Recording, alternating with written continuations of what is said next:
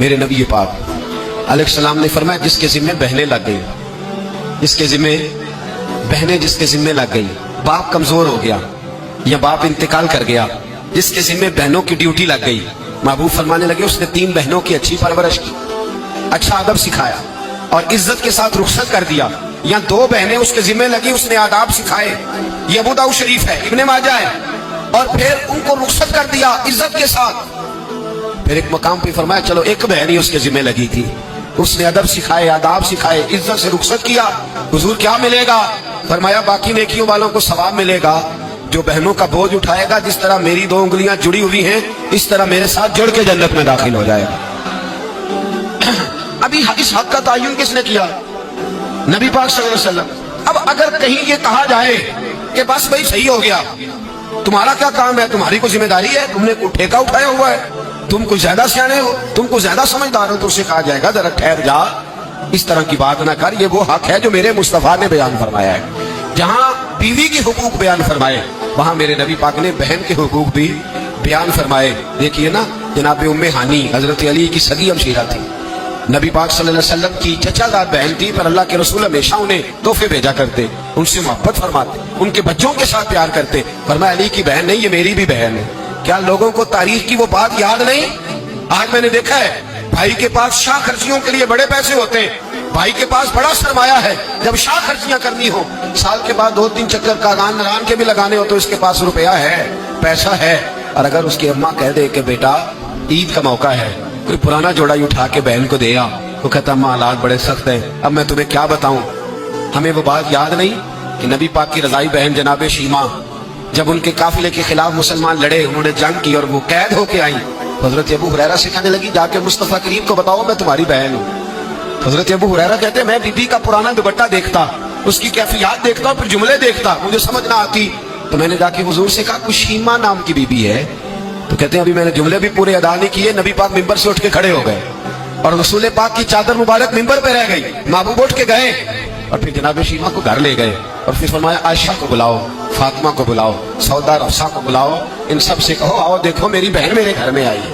یہ رشتوں کا احساس، یہ رشتوں کی کیفیات، یہ درد، یہ سوز، یہ حضور نے ہمیں تعین کر کے دیا، یہ نبی پاک علیہ السلام نے ہمیں بتا کر کے دیا ہے۔ حضور نے ڈھیروں تحفے دیے اور ایسی آفر کی جس کے لیے امت تڑپتی ہے، ترستی ہے۔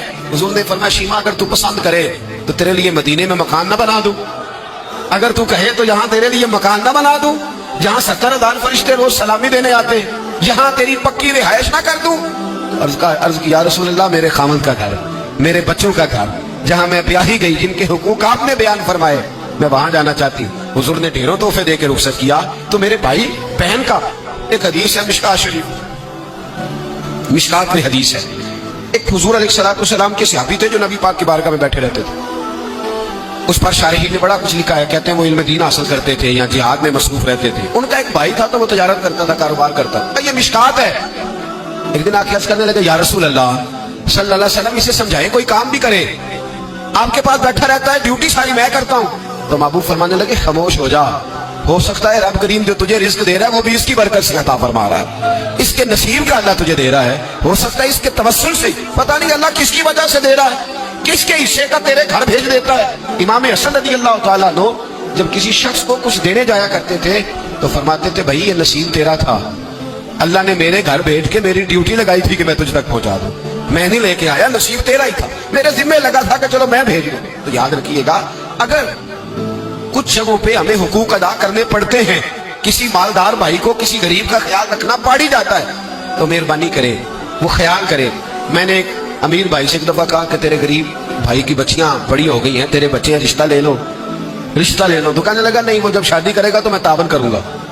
تو میں نے کہا تو کیا تعاون کرے گا، کیا مطلب ہے تیرا، تو بھائی کی محبت کو پیسوں میں تول رہا ہے، سوچا ہی نہیں تو نے، وہ اسی باپ کی صلب سے جس سے تو ہے، اسی ماں کا دودھ پیا ہے جس کا تو نے پیا ہے۔ تجھے وہ دور بھول گیا ہے کہ جب گھر باہر کوئی تیرے بھائی کو گھورتا تھا تو کہتا تھا میں آنکھیں نکال دوں گا، تیری جرت کیسے ہوئی، میرے بھائی کو گھورتا ہے، اور آج تو کہتا میں تعاون کر دوں گا۔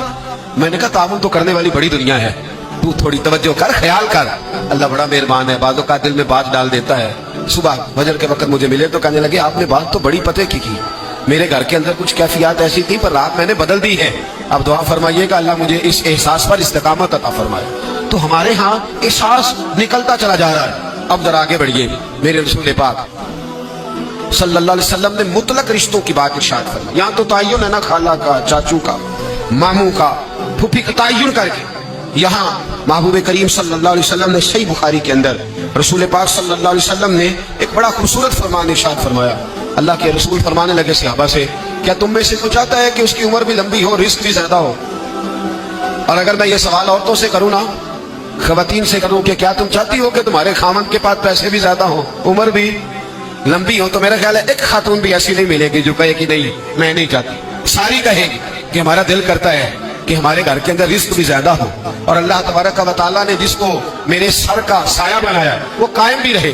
ہر خاتون یہ دعا مانگے گی. اب یہ صحیح بخاری ہے تو پھر وہ والا وظیفہ پڑھ لیں جو نبی پاک نے بیان فرمایا. نبی پاک علیہ السلام نے فرمایا کیا تم میں سے کوئی چاہتا ہے عمر لمبی ہو, رزق زیادہ ہو؟ شہباز کرنے لگے حضور سارے چاہتے ہیں, یہ صحیح بخاری ہے. تو محبوب فرمانے لگے پھر وظیفہ سنو, اپنے رشتہ داروں کے ساتھ اچھا سلوک کرو, اللہ تمہاری عمر بھی لمبی فرما دے گا, رزق میں اضافہ بھی فرما دے گا. رشتہ داروں سے اچھا سلوک کرو, صلہ رحمی کرو, ان کا خیال کرو. اگر غریب ہے تو ان کی مدد کرو. اگر کسی جگہ تمہاری ڈھارس کی انہیں ضرورت ہے تو ان کی ڈھارس بندھاؤ, تھوڑا آگے بڑھو, ان کے ساتھ تھوڑے رشتوں کو نبھاؤ. تم تو صرف ایک رشتہ دار کی حوصلہ افزائی کرو گے, بیمار ہوگا تو تیمارداری کرو گے, کسی تکلیف میں جا کے اس کی دلجوئی کرو گے, اللہ تمہیں اس کا انعام یہ دے گا کہ رب تبارک و تعالیٰ تمہارے رزق میں بھی اضافہ فرما دے گا اور تمہاری عمر کو بھی لمبا فرما دے گا. اب ہمارے یہاں ہوتا یہ ہے کہ لوگ کہتے ہیں جی میرا رشتہ دار سخت بہت ہے, بڑا سخت ہے. دنیا میں سب سے سخت رشتہ دار میرے نبی پاک کو ملے تھے.